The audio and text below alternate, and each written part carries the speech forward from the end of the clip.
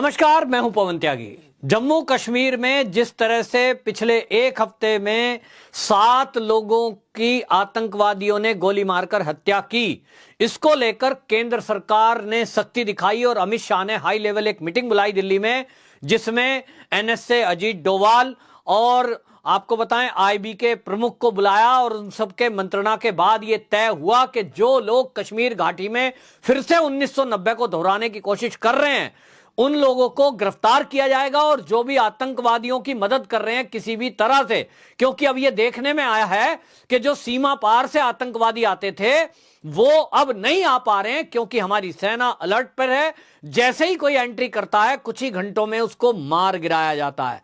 लेकिन अब जो हाल की घटना देखने के लिए मिली है, जिसमें 2 टीचरों को मारा गया, जिसमें एक गोलगप्पे वाले दलित को हत्या कर दी गई, इन सब में जब मैटर में देखा तो यह पता लगा इंटेलिजेंस विभाग को कि इसमें लोकल लोगों की शय है। कौन लोग हैं ये लोकल?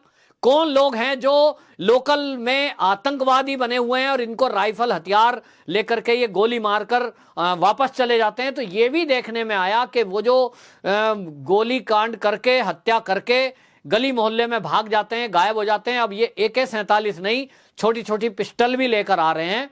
अब सवाल ये उठा कि इन लोगों को शय कौन दे रहा है? तो पहले भी एक बार पता लगा था कि कुछ पुलिस में अधिकारी, पुलिस में कुछ पुलिसकर्मी ऐसे हैं जो इन लोगों की मदद करते हैं किसी भी तरह से छुपाने के लिए या हथियार मुहैया कराने के लिए।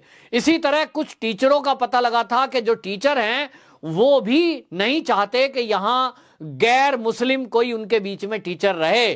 तो ये सब चीजें जब खुलकर सामने आई, इसकी दहशत में आपको बताएं, जो कश्मीरी पंडितों को पुनर्वास करने की केंद्र की योजना है, जिसके तहत लगभग 26,000 परिवारों को वापस से केंद्र सरकार ने बसाने का तय किया। ऐसे में उनके लिए कार्य योजना बन गई, उनके लिए एक ऐप बनाया गया और केंद्र सरकार ने यह तय किया कि इन कश्मीरी पंडितों की, जो कि 1990 में कांग्रेस के शासनकाल में यहां से विस्थापित होकर गए थे, ऐसा बताया उन पंडितों ने कि हमने राजीव गांधी, जो कि उस समय प्रधानमंत्री थे देश के, स्वर्गीय राजीव गांधी प्रधानमंत्री कार्यालय को कितने ही फैक्स भेजे कि हमारी रक्षा करो, हम टेंटों में रह रहे हैं, हम जम्मू में फला जगह हैं, हमारे घरों पे कब्जा कर लिया है, हमारे दुकान मकान पे कब्जा कर लिया है, हमें सुरक्षा दी जाए, हमें नौकरियां दी जाएं, हमें खाने पीने रहने को दिया जाए। ऐसी कहते हैं कि हमारे पास सैकड़ों मेल फैक्स की उस समय के जो हमने करे थे दस्तावेज मौजूद हैं, लेकिन केंद्र सरकार ने कोई हमारी मदद नहीं करी। उस समय प्रधानमंत्री स्वर्गीय राजीव गांधी थे।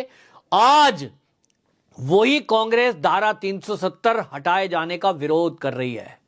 राहुल गांधी, प्रियंका गांधी कह रहे हैं धारा 370 हटाई, उसके बाद से ये हो रहा है। उनको ये नहीं पता कि धारा 370 हटी तो आज ये हो रहा है कि आतंकवाद बाहर से जो आ रहा था वो बंद है।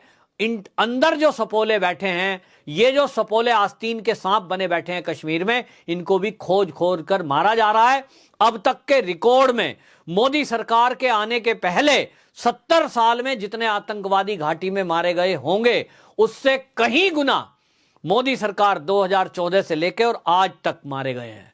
400 से ऊपर दुर्दांत आतंकवादियों को हमारी सेना ने, केंद्रीय सुरक्षा बलों ने मार गिराया है। यह अपने आप में एक रिकॉर्ड है, जिसमें कि कमांडर लेवल के कई अधिकारी मारे गए हैं, बड़ी बड़ी खेप हथियारों की पकड़ी गई है। और अब जब यह हो रहा है कि कश्मीरी पंडितों को, ये वहां के जो उपराज्यपाल हैं मनोज सिन्हा, उन्होंने तय किया कि जिसकी जहां जमीन कब्जाई हुई है, जिनके दुकान मकान कब्जाए हुए हैं, जिन्होंने अड़ोस पड़ोस वालों ने इनको भगाया था यहां से, और उनकी जमीनों को वापस दिलाया जाएगा।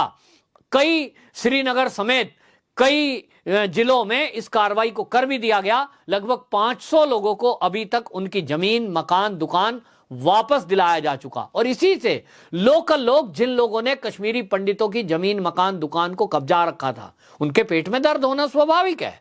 वो मौज ले रहे थे, प्रॉपर्टी किसी की, आनंद ले रहा है कोई और, तो दर्द तो होगा। और इसीलिए जब दर्द हुआ तो ये लोकल जो गुंडे हैं, ये बिल्कुल गुंडा ही है, आतंकवादी इसलिए हैं क्योंकि उन्होंने पाकिस्तान से हथियार ले रखे हैं, पाकिस्तान से वो पैसे लेते हैं, लश्कर तैयबा इस काम में लगा हुआ है और इसलिए उनको यह लगता है कि अगर हम इस तरह का काम करेंगे कि कश्मीरी पंडितों पे हमला करें, जो नॉन कश्मीरी हैं उनको मारें, तो इससे क्या होगा, लोकल लोगों का, हमें उन लोगों का साथ मिलेगा जिनको अब कब्जाई हुई जमीन छोड़नी पड़ रही है। और इसलिए ऐसी खबरें आई पर केंद्र सरकार के पास, गुप्तचर विभाग के पास, के वो लोग जिनकी जमीनें वापस देनी पड़ रही हैं जिनको, कश्मीरी पंडितों को, वो लोग ऐसे लोगों की सपोर्ट से चुन चुनकर उन लोगों को मरवाने का प्लान कर रहे हैं और जिन्होंने सूचना बाकायदा सूची बनाकर लश्कर तैयबा तक पहुंचाई है, उनका एड्रेस, नाम पूरा। और इसीलिए हमने देखा कि जब एक स्कूल में 2 टीचरों की हत्या की गई, उन्होंने सबकी आईडी चेक करी और आईडी चेक करने के बाद जो मुसलमान थे उनको एक तरफ कर दिया और उनको कहा तुम अपनी नमाज पढ़ने जाओ, और बाकी जो 2 बचे, जिसमें एक सिख महिला थी, एक दीपक नाम का टीचर था, उनको गोलियों से भून डाला। यह बिल्कुल दहशत फैलाने की नीयत से किया गया, जिसके डर से कुछ लोगों ने कश्मीर छोड़ने का मन भी बनाया। कुछ लोग तो डर की वजह से जम्मू में आ भी गए। लेकिन अब केंद्र सरकार ने जो कार्रवाई की है वो इतनी बड़ी कार्रवाई है कि इस पर कार्रवाई करते हुए अभी तक आपको बताऊं, केंद्र सरकार ने 70 लोग तो श्रीनगर में हिरासत में लिए हैं और पूरे कश्मीर से 570 लोगों को गिरफ्तार किया है, जिनके ऊपर यह शक है कि वो डायरेक्ट और इनडायरेक्ट आतंकवादियों की मदद में लिप्त हैं। पूरे कश्मीर में एनआईए रेड कर रही है और एनआईए ने बाकायदा, आपको बताएं, बड़े पैमाने पर आईईडी पकड़ी है और हथियारों का जखीरा भी पकड़ा है पिछले कुछ दिनों में। अब यह तय कर दिया है अमित शाह की तरफ से कि एक भी ऐसा व्यक्ति को बर्दाश्त नहीं किया जाएगा जो आतंकवादियों को किसी भी तरह से मदद कर रहा है, कोई सूचना पहुंचा रहा है, या जिन लोगों को पुनर्वास किया जा रहा है, कश्मीरी पंडितों को, उनको डराने के लिए किसी भी तरह से लोकल स्तर पे भी गुंडागर्दी करने की कोशिश कर रहा है। यह तय कर दिया है। और आपको बताएं, यहां कश्मीरी पंडितों ने भी धैर्य दिखाया है और हौसला दिखाया है। उनकी महिलाओं तक का यह कहना है कि 1990 से लेकर हम जिस तरह से टेंटों में, जिस तरह से एक 10 बाई 10 के कमरे में 10-10 लोग रहे हैं, हमने जो नरक की जिंदगी जी है, इसके बाद हमने तय किया है कि मोदी जी के रहते हुए हम पूरी ताकत के साथ अपने घरों में वापसी जाएंगे। हम किसी से डरने वाले नहीं हैं। सरकार हमें कोई सुरक्षा ना दे, फिर भी हम अब स्ट्रगल कर सकते हैं, अब मुकाबला कर सकते हैं, क्योंकि सरकार में, अब जो केंद्र सरकार है उसकी नीतियों में यह तय है कि आतंक पर वो जीरो टॉलरेंस नीति पर काम कर रही है। और इसलिए कश्मीरी पंडितों ने बाकायदा खुलकर कहा है, दिल्ली के जंतर मंतर पर उन लोगों ने प्रदर्शन भी किया इस हिंसा के विरुद्ध, तो उन्होंने सबने खुलकर बोला कि 2014 में जब मोदी जी प्रधानमंत्री बन के आए, तभी हमें उम्मीद जगी कि अब हमारी घर वापसी हो सकती है। और ये जो अब केंद्र सरकार की नीतियों के कारण हमें वापस वहां सरकारी नौकरियों में रखा जा रहा है, हमें वहां अपनी जमीनें दिलाई जा रही हैं, इसमें बौखलाहट होनी तो हमें पहले से ही पता था कि होगी। लेकिन आश्चर्य की बात यह है कि जिस कांग्रेस ने राजीव गांधी के समय में यह कश्मीरियों का कोई सुध नहीं लिया और उसके बाद से 2014 तक, मोदी सरकार के आने तक, कांग्रेस ने कोई सुध उनकी नहीं ली कि ये कश्मीरी पंडित हैं कहां, वो आज धारा 370 पर सवाल उठा रहे हैं। जो नेशनल कॉन्फ्रेंस के हों फारूक अब्दुल्ला, चाहे पीडीपी की महबूबा मुफ्ती हो, आज वो धारा 370 को ये कहकर बदनाम करने की कोशिश कर रहे हैं, साहब धारा 370 की वजह से ये हो रहा है।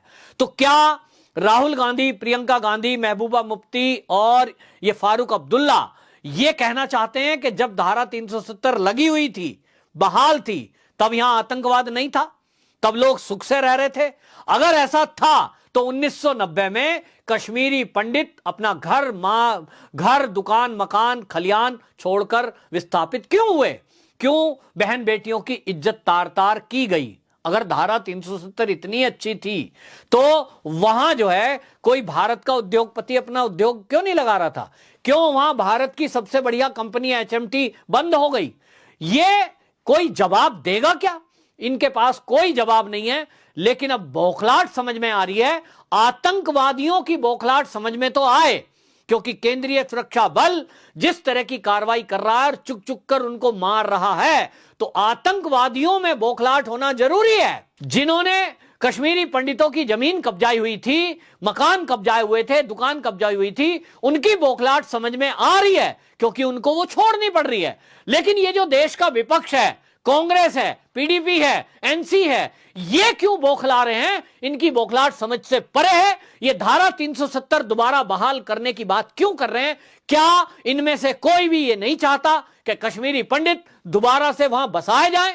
ये बसें, और फिर जब ये नहीं चाह रहे, इस तरह की बातें कर रहे हैं, तो फिर कांग्रेस, नेशनल कॉन्फ्रेंस या पीडीपी क्यों घड़ियाली आंसू बहाते हैं इनकी मौत पर? यह एक बड़ा सवाल है।